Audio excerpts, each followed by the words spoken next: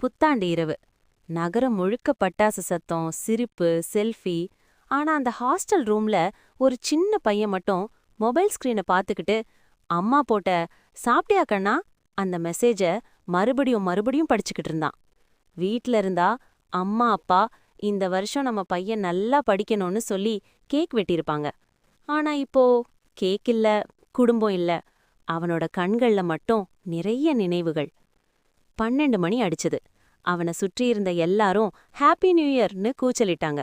அவன் மெதுவா வானத்தை பார்த்து மனசுக்குள்ள சொன்னான், அம்மா அப்பா, நான் ஒரு நாள் உங்க கூட தான் இந்த நாளை கொண்டாடுவேன். அந்த நிமிஷம் அவன் மொபைல் மீண்டும் ஒளிர்ந்தது. Video call. அம்மா அப்பா முகம். கண்ணா, எங்கிருந்தாலும் நீ தனியா இல்லடா. அந்த கண்ணீரோட சிரிப்புல அவன் புரிஞ்சுக்கிட்டான், குடும்பம் பக்கத்துல இல்லனா கூட அன்பு எப்போதும் தூரமா இருக்காது.